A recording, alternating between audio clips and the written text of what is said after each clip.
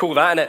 I love this series that we do here at The Forge, and I love that at the start of each series, we tend to have a little bit of a video bump like that. Alex does a great job in pulling those together each time, and so Alex, thanks for that again. And I think it really sums up the mood of the series, the idea that anyone can go pro, as it were. They can get the little camera with the lens and so forth. They can strap it either to the end of a surfboard or on a bike or on themselves or on the car or whatever it is, and they can look professional. And so last year, I went out skiing for the first time, and I thought, hey, this would be really cool. I can go pro. So I went to Alex. I said, Alex, can I borrow your GoPro? And we got it all sort of insured and everything like that. And I bought it out, and I thought, this is going to be great. I'm going to look just like some of those scenes there. I'll get the cool jumps and everything else. This is how it turned out instead. Here I am going up, ready for the big jump. Are we ready for it? There I am on the floor. Here's another one going rapidly down the hill, and clonk, there he goes. That one hurt. If you look carefully, you can see the 50-pound damage on the ski that I caused flying up into the air, and that was the last of my food money gone. There we are. So it doesn't actually make you go pro, just as a little caveat. It is just there. But when I went on my skiing holiday, I went with my friend Andy. Andy I met several years ago when I was at Moorlands, when I was at university. Andy, we have so many good stories. We try and meet up fairly regularly. Normally once a year, we'll go on a big adventure. And like all good friends, I like to think we've got some cool stories we can look back and laugh at. Whether it's hiding from an angry Orthodox nun in a Greek Orthodox church, or whether it's catching fish and then accidentally illegally barbecuing them, whatever it is, we have some really fun stories we can look back on. And when preparing this series for GoPro, looking at life through a lens, looking at this relationship of friendship, I was overwhelmed actually at recognizing there are some really key people in my life who I am really honored to call friends. And I want to introduce you to some of them to start. Andy's one of them. Another one is my housemate Sam. Now this is a picture of about 10 years ago, which I'm never going to let him forget. He's learned how to pose in pictures since. He was the guy doing that, so he's had a really great Sunday so far for all of you to look at. I'm really good friends with Sam to the degree that I actually live with Sam. We cook for one another, we share with one another, we actually pray with one another on occasions as well. And Sam's been someone who I've known for a long time now, but would have complete trust in. We would joke around all of the time. Another friend I've got is a guy called Dave Hanna. Many of you will know Dave as well. Dave is someone who I've known in some capacity, along with his wife, who I'm really good friends with as well, Emily, in some capacity for about 10 years. Dave is one of those rare people in my life who can comment on anything I do. Any area of my life, he can speak into positively or negatively or constructively, and there will be no part of me that feels like I need to get defensive. He just has complete permission to speak into me in that way, and I'm so grateful for him. Another friend I've got is a guy called Russell. Russell I met when we first launched I didn't know him when we launched but we were in our launch meetings at the Bank Cafe, if you know that cafe there in And there was another guy who was opening up the building for us each week. And then on maybe the third week, Russell came to unlock for us. And he came to me and he said, you must be Jonny. And I went, yeah, I'm Jonny. He said, yeah, the other guy said you look like a fat Harry Potter. And I thanks, but somehow, through the grace of all that is good, Russell became a friend. We meet up every week, we read the Bible together, we pray with one another, we share with one another, and we eat breakfast. We eat a lot of breakfast together. And so Russell's become a really good friend. And then last, but by no means least, Chris. Chris I've been meeting up with maybe slightly more of a formal basis, but certainly less formally now, maybe once every other week. Chris is someone who we have this phrase, we can share the last 5% with one another. You know that you have those people and you can share things with them, but there'll always be that 20% you're like, I'm not going to let you into actually what I really think, or where that comes from, or what the motivation is, or what I'm really feeling. Chris is someone who we just say we can share the last 5% with one another, and that's just been such a good friendship to build. I mean, he's probably been one of the key influences in how to lead a church and all that means for me. So these are some of my friends, but there's something that all of these people, all of these guys have in common with one another when it revolves around my friendship, is that I get to decide whether we're friends or not. Seems like kind of a weird thing to say, and they all can decide whether they're friends with me or not. And when you look at friendship, it's actually quite a unique relationship in comparison to some of the other relationships we've been looking at throughout this series.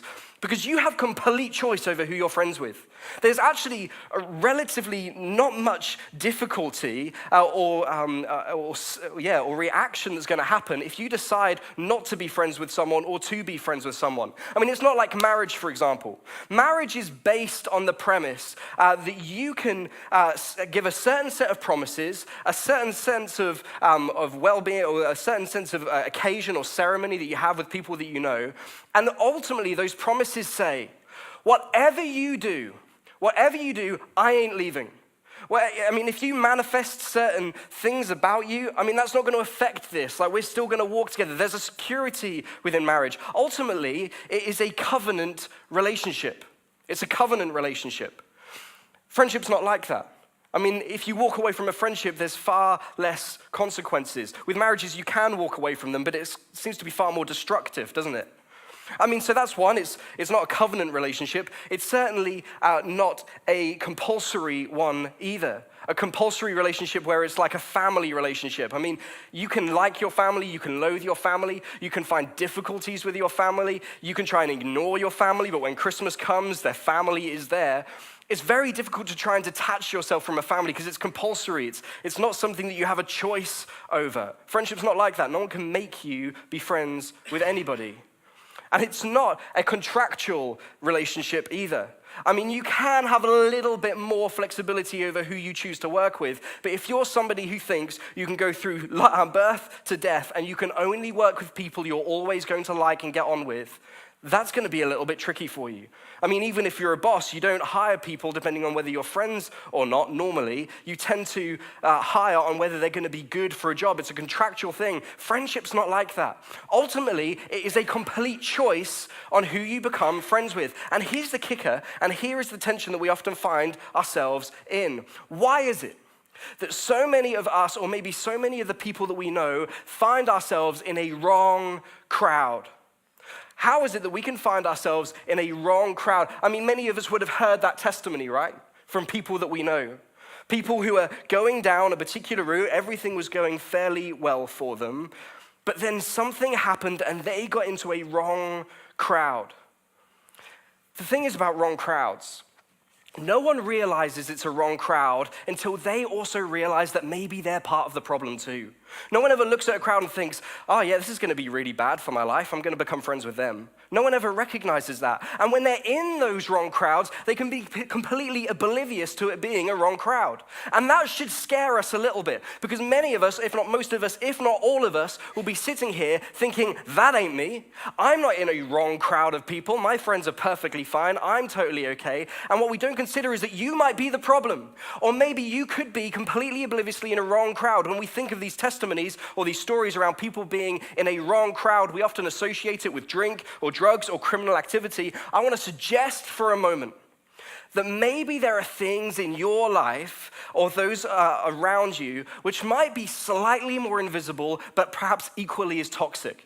Maybe you're in a wrong crowd of people where there is a culture of jealousy around you, and all of you are competing against one another, and if someone has something, you've got to have it too or better, and if someone gets something, then you've got to get that, or if someone goes somewhere, you've got to go somewhere better, and there seems to be this unspeakable, unwillable game of comparison amongst you that's causing this toxicity within your friendships. Maybe for you it's gossip, and all of your conversations seem to have negative connotations for other people.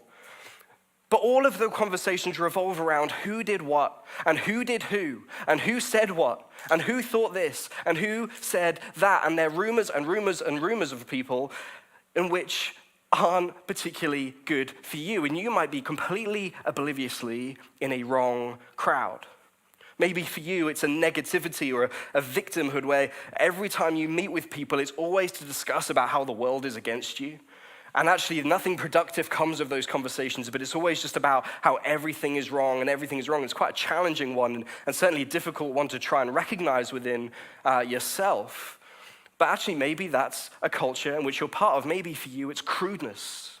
Maybe there's a relationship or friendship group you're part of, and you start to say things and laugh at things and be part of things that you just know you never intended to stoop to that level. And maybe that's even starting to affect your thoughts and your thought processes or your marriage or your finance or whatever it is, which will ultimately affect your actions. Often we can find ourselves in a wrong crowd of people without even recognizing it. Craig Rochelle says it like this: show me your friends, and I will show you your future. Show me your friends, and I will show you your future. The crowd in which you hang out with, you will ultimately become like. I love this. I think this is really great, but what's interesting about it is that it actually comes from a thought from thousands of years ago, from a place in the Old Testament that was written by one of the early kings of Israel. A man called Solomon, who was known for being really, really wise. He creates this book called Proverbs. If you're unfamiliar with the Christian faith or the Bible, the book of Proverbs is all about wisdom, how to become wise. And this is what Solomon wrote, effectively a very similar thing.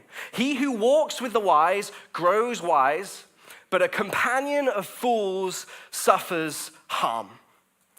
And maybe you are currently in a place where you are in a companion of fools. Or maybe you are even the fool yourself.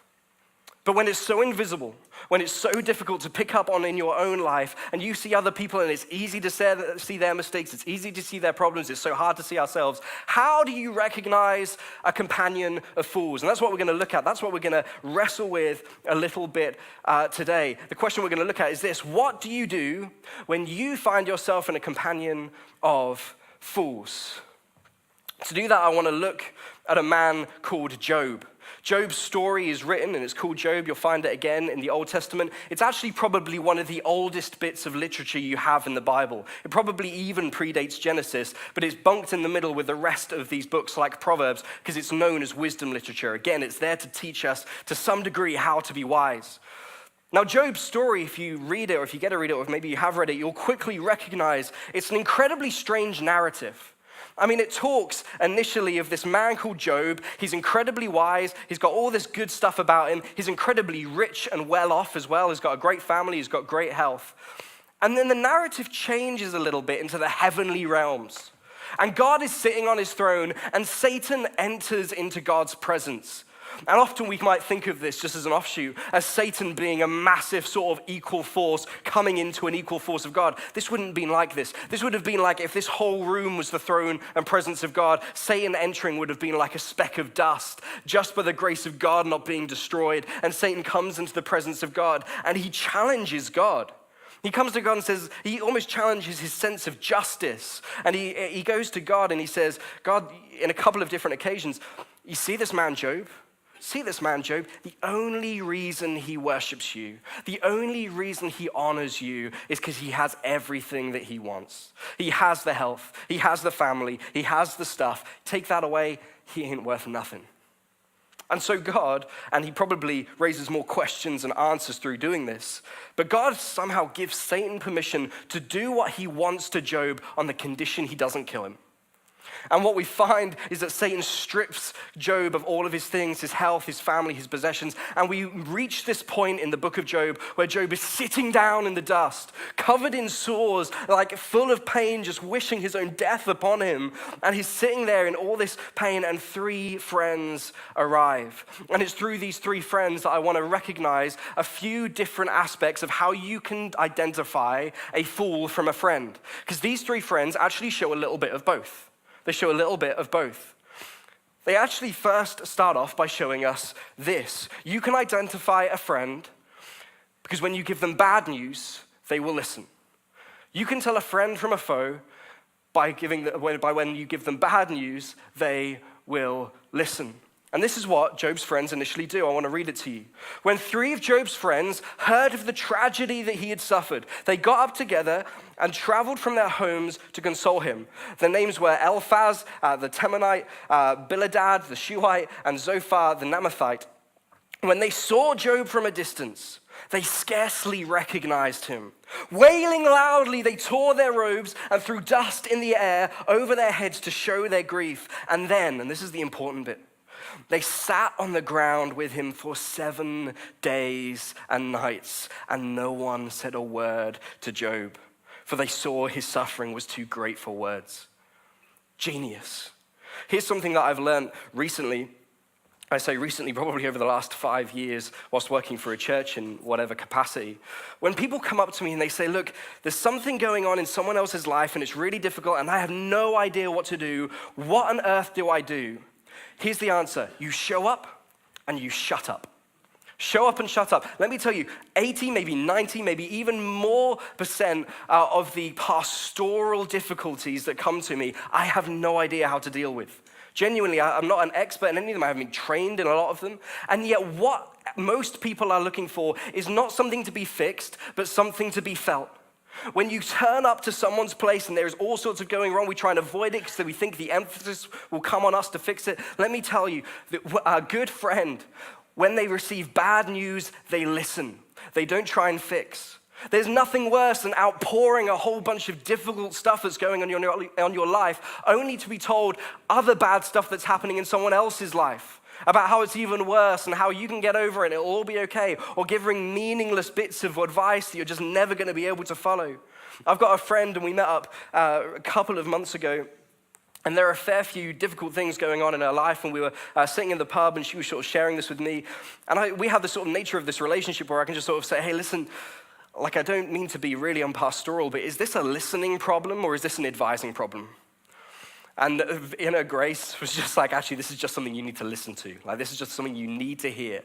And so after a few days, they then came back and they said, actually, now I need a bit of advice. Now I need to hear something. Listen, a good friend, you can tell them bad news and they will listen.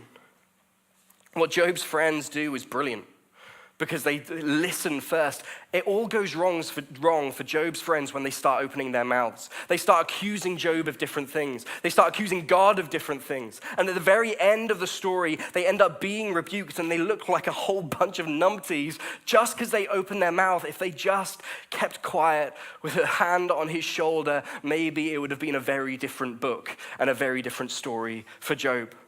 The second way you can identify a friend from a fool is this. You can tell a friend good news and they will help you celebrate. Sounds fairly simple. At the end of this book of Job, his friends are mentioned one last time. You can almost miss it. I want to read it to you now. Because at the end of the story, what happens is that God gives Job back. He rewards Job twice over from what he ever had. So he had a whole bunch of camels and sheep and family and money and the rest of it. And God just blesses that twice over from what he ever had. And at the end, this is what happens. When Job prayed for his friends, which I think is brilliant, after all of their accusations, after all of the difficulties, Job still prays for them. When Job prayed for his friends, the Lord restored his fortunes. In fact, the Lord gave him twice as much as before. Then all his brothers, sisters, and former friends came and feasted with him in his home. And they consoled him and comforted him because of all the trials the Lord had brought against him. And each of them brought him a gift of money and a gold ring.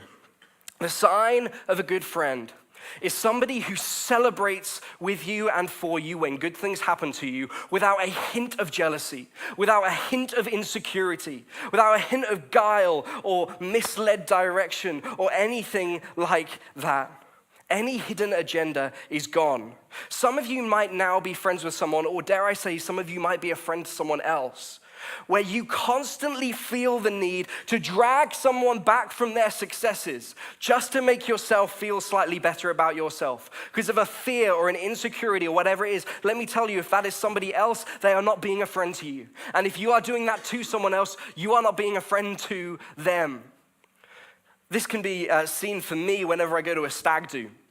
Now, this is not me saying I don't like playful banter or making fun of people for good reason or whatever it is, as you can see with my picture of Sam or whatever it is. But I find whenever I go to a stag do, they can often sit in one of two camps. The best stag do's I've ever been to is when the best man unapologetically makes the whole day to celebrate the groom. He does the things that the groom likes. They laugh together. They make the jokes that the groom knows. They go to things. They do things. The whole thing is a celebration and a raising it up to say, we value you. The most awkward, the most difficult ones that I've been to are the complete opposite to that. An insecurity gets in the way. A fear gets in the way or whatever it is. And the day doesn't become around the groom anymore. And it becomes about something else or someone else. And it just becomes awkward. A good friend can tell a friend bad news and they will listen.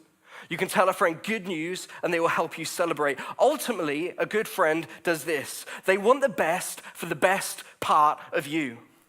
Think about for a moment when you have been at your best. Think about when you've been at your best financially, the best within your marriage, the best at work, the best at whatever it is. Think about the people who helped you get there, and think about the people who helped you stay there. Think about the advice that you listened to and who that came from. And think about the people that tried to stand in your way and block that for whatever reason. Think about the people who were threatened by that. The best friends are the people who want the best for the best part of you. And so the question remains, what do you do when you find yourself in a company of fools? What do you do when you find yourself in the wrong crowd? And this is where I think it becomes slightly difficult for Christians, because there seems to be this tension in Jesus' life on what he sort of recommends. There are times in Jesus' life where, in fact, most of Jesus' life, if not all of Jesus' life, he spends time with people which we would never choose to spend time with. Not only that, he probably spends time with people that we would spend our whole lives trying to avoid. I mean, he spends a lot of time with tax collectors and sinners, the religious people of the time. There are times that you find in the accounts of Jesus where they go to Jesus and they say, Jesus, what are you doing with this scum? I mean, that's like a horrible word, but that's what they call the people that Jesus spent time with. Jesus spent time with people that were nothing like him. In fact, his closest followers were people that he raised up to go and launch the church. You look in the Old Testament and David was very similar. King David, the group of people that he had around him, his mighty men. You read in 2 Samuel 22, verse 22. I can remember because it's all the twos, but I'm never sure which order. 2 Samuel chapter 2, verse 22. He reads that there's a whole bunch of difficult people, these bandits, these unwise, these untrustworthy people, and he makes them into an army. And yet on the other side of things, we read in the account written by Matthew of Jesus' life, he writes down everything that happens in Jesus' life. And he says, Jesus once got together all of his followers and he sent them out to go and befriend different people, meet different people, and tell them a little bit about who Jesus is. And he sort of says there, he says, listen, it's going to be inevitable. There are going to be really cool relationships which just aren't going to fit anymore. I mean, there are going to be mothers and daughters who are going to sort of be split from one another. There are going to be fathers and sons that aren't going to work together. He even says at one point, he says, if you go into a household and they don't listen to you or welcome you, it just says, wipe the dust from your feet and leave. And I mean, it just doesn't sound like Jesus when you look at the rest of the things he does. There is another point in Jesus' life where he's followed by a whole bunch of people and Jesus starts speaking and a whole bunch of different people leave. And what's weird is that Jesus doesn't chase after them and try and change what he says. He just turns to those who kept with him and says, what about you? Are you going to leave? Are you going to go? I mean, it just sort of seems, well, what do you do with the fool? Do you try and wipe the dust of your feet, or do you try and embrace them completely? And for me, I think the answer comes down to a single word, and that word is influence. You have to work out where the influence lies with those around you. Where does the influence lie? For some of you, you will be choosing to spend time with people who are taking you further away from God than you are pulling them towards God. For some of you, people will be having more of a negative effect on your life, pulling you in a direction you don't want to be, rather than you pulling them into a place where you do want them to be. Some of you need to have an awkward conversation. And it is an awkward conversation, but let me tell you, it can be a majestic conversation when you come and stand towards them and just say, listen, when I'm with you, I'm not who I want to be. I don't feel like all the time you're someone who wants the best for me, because I end up doing these things and we've got to try and work this out together, or we've got to try and do something differently. And so the question remains, what do you do with people that are difficult, but are just difficult? What do you do with the difficult friends in your life? The answer comes back in Proverbs with the wise Solomon who gives us all this literature. He says this in Proverbs 17. Proverbs 17, verse 17. He says this, a friend loves at all times. A friend loves at all times. Let me tell you, this is brilliant, but so complex at the same time. It's so easy to know what the right thing is to do, but so difficult and complex to do it. What do you do when there's another phone call with another tearful voice for the third day running? A friend loves at all times. What do you do when the friend makes the same mistake against you again and again and again and needs help again and again and again? A friend loves at all times. What do you do when there's a knock at the door at an inconvenient time? A friend loves at all times. What do you do when a friend makes the wrong joke at the wrong time and it just grates on you? A friend loves at all time. What do you do when a friend has hurt you and you have every reason to let them rot? A friend loves at all times. Bob Goff says it like this, and I think this is brilliant. He says, love difficult people. You're one of them. I mean, seriously, there's going to be times where you're the difficult person and you got to love them. In the New Testament, we find this being shown in a fantastic letter. Man, I'm getting sweaty. You were talking about sweaty church earlier. This is what this looks like. In the New Testament, we find a letter written by Paul. And it's probably one of the most unknown letters written by Paul because it's only a chapter long. You can literally read it in about 5 minutes. It's a book called Philemon, or a letter called Philemon. It's from one church leader, Paul, to another church leader, Philemon, about another man who is a difficult person. Onesimus, the difficult person. I mean, think about this for a second. In heaven, when we're all there and we're all partying, we're having a good time, and Onesimus enters the room, think for a second how it's going to feel for him to know that thousands of years after his death, he was still being used as an example of how to deal with difficult people. Now, just as a favor for him, when you hit heaven, don't mention it to him, just because he's going to have a rough couple of thousand years. That's a bit of an offshoot. But Onesimus was this difficult person. We don't know exactly what he did. We were sort of led to believe that he may have stolen from Philemon at some point. Philemon was his owner. He was a slave to Philemon. But whatever it was, whatever this conflict was, Onesimus ran away. And as he ran away, he came across Paul. We're not sure if it was intentional or not. But Paul raises him up. He befriends him. And he sends a letter back to Philemon, asking Philemon to take Onesimus back. This is what Paul writes to Philemon. I appeal to you to show kindness to my child, Onesimus. I became his father in the faith while here in prison. Onesimus hasn't been much use to you in the past. He's been a bit useless. But now he is very useful to both of us. I'm sending him back to you, and with him comes my own heart. He is no longer like a slave to you. He is much more than a slave, for he is a beloved brother, especially to me. Now he will mean so much more to you, both as a man and as a brother in the Lord. So if you consider me your partner, welcome him as you would welcome me.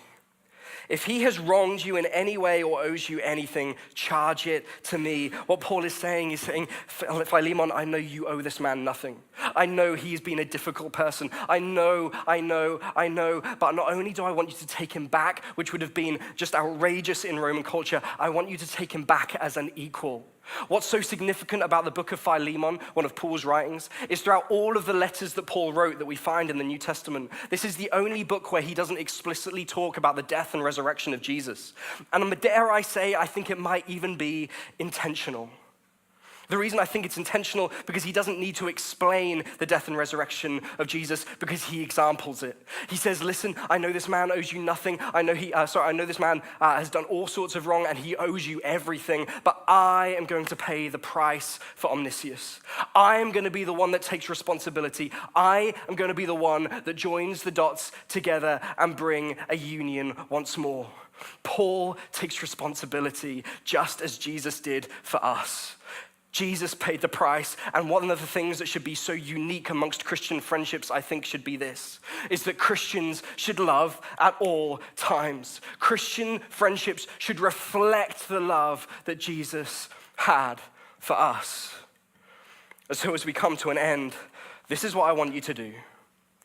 This is how we finish. This is your takeaway. How should a friend love at all times? I want you to ask yourself this question. It's one question. Who in my life do I need to show love to at this time? Who in my life do I need to show to at this time? Not who would it be easy. Not who would it be easy to love. Not who would it be that I normally love. Who is it that needs love at this time, perhaps more than anyone else? And once you answer that question honestly, when you get awkward with yourself and think, but that's just going to cause issues, when you answer that question honestly, I want you to go ridiculously creative.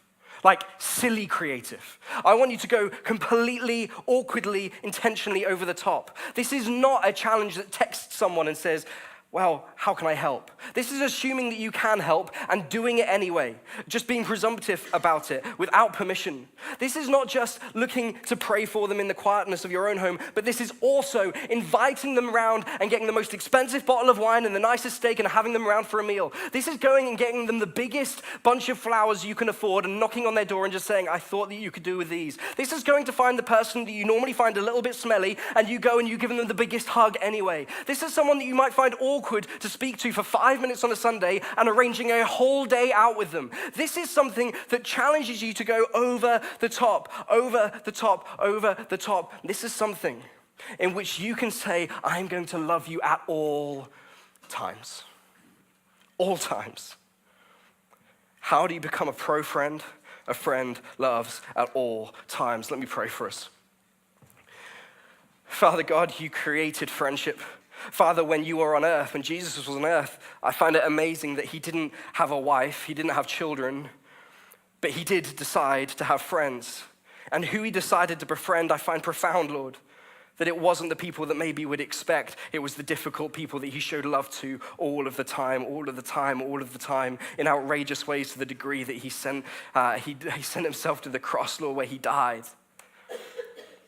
And Father, for us, there are people in our lives where it's just too awkward, where even this afternoon we'll wrestle with ourselves, whether we send the message, where we write the letter, where we do that thing that's on our heart. But Father, give us the boldness.